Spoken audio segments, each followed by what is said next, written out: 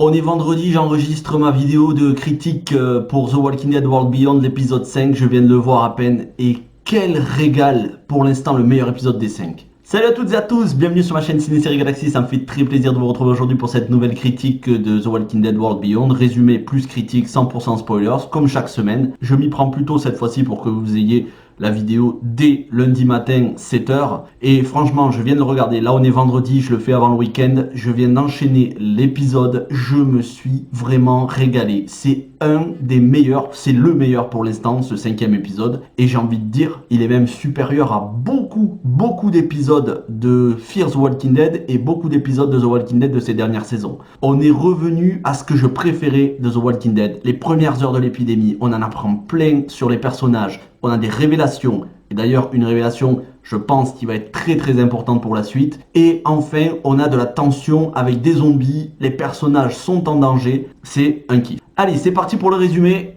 et pour la critique. Alors critique très clairement, j'ai trouvé aucun point négatif, donc ça va être que du positif. On y suit donc les personnages, Félix, Huck et les 4 ados. Félix et Huck tentent de continuer de les faire changer d'avis, retourner à la base, mais on voit que Huck, sur qui on va en apprendre plus sur son passé, elle est plus tout à fait aussi certaine de vouloir les faire changer d'avis. D'ailleurs, Félix aussi finira par se rallier à leur cause, puisqu'il s'apercevra que ces jeunes sont très courageux. Elton, il va révéler au groupe qu'il a peur, il s'inquiète pour tout le monde, et justement on va comprendre pourquoi, on va comprendre aussi son traumatisme, pourquoi il est claustrophobe. En fait, on en apprend beaucoup plus sur son enfance, sur les premières heures où l'épidémie a explosé. En fait, ses parents l'avaient amené au musée, et sa mère qui était enceinte, on sait maintenant avec confirmation, et ce sera important pour la suite, que c'est bien Hope qui a tué la mère de Elton, qui était enceinte. Lui, Elton, pense que sa mère est toujours vivante quelque part. Hope découvre que sa mère, la mère d'Elton, c'est elle qui l'a tué. Elle ne lui dit pas, elle se garde de lui dire. Ça, on le découvre dans les dernières secondes de l'épisode. Mais aux premières heures de l'apocalypse, il était avec ses parents au musée.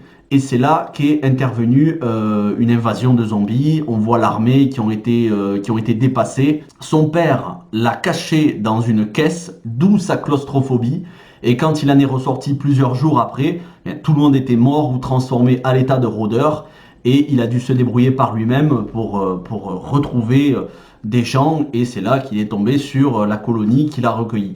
Et on comprend aussi, à travers les propos de son père et les propos de Robert Kirkman, mais je vais y revenir en fin de vidéo, quelle pourrait être la cause originelle de l'épidémie de l'apocalypse zombie. Pour ce qui est du reste de l'épisode, donc on en apprend plus sur Huck. Huck, elle doit son surnom à Huckleberry Finn, l'orphelin sur un radeau, parce qu'elle-même a été retrouvée sur un radeau très mal en point et ensuite accueillie à la colonie. C'est ce qui l'a forgé, c'est ce qui lui a donné son caractère, et c'est pour ça que elle se met à la place de ces jeunes qui veulent se faire leur propre expérience de la survie et de la traversée du pays. Et elle a de l'admiration pour eux et elle va les rejoindre. Elle va comprendre qu'il ne faut plus les dissuader, mais au contraire les accompagner et les protéger. Il va y avoir des dialogues touchants entre Hope et Huck, entre Hope et Félix, entre Iris et Félix, entre Silas. Il va y avoir une relation intéressante entre Silas et Elton. Silas, dont on pensait qu'il était un petit peu psychopathe sur les bords, mais qui va s'avérer être au final un soutien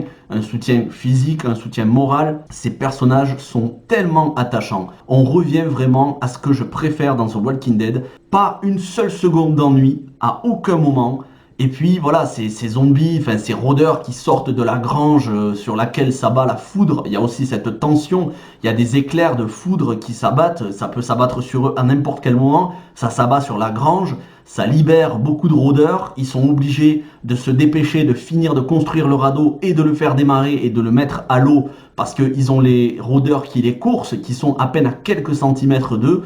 Donc voilà, il y a cette pression, il y a cette tension, en même temps il y a de l'attachement pour les personnages, il y a de l'émotion entre eux, les dialogues sont impeccables, et on en arrive à ce que je vous disais, Donc je préfère le dire en fin de vidéo. Pour ceux qui n'ont jamais écouté les propos de Robert Kirkman et qui veulent se garder toute la surprise, vous pouvez quitter la vidéo maintenant. De toute façon, c'est une vidéo 100% spoilers. On posait la question depuis des années. Alors Robert Kirkman, c'est le créateur du comic The Walking Dead, qui n'avait jamais voulu révéler les origines de l'épidémie zombie. On lui posait la question depuis plusieurs années et il y a quelques mois sur Twitter, il a révélé. Alors on ne savait pas exactement si c'était une blague ou pas, mais c'était plausible cinématographiquement. Je vous explique. Il a dit que l'épidémie zombie avait été créée par des spores venus de l'espace. Des spores venus de l'espace dans une comète ou un astéroïde ou un météore. Et dans La Nuit des morts vivants de George A. Romero, l'original de 1968, c'est ce que l'on apprend. C'est-à-dire des rayonnements d'une comète qui est passée aux abords de la Terre, des rayonnements qui ont transformé les vivants à l'état de mort, qui ont altéré leur ADN.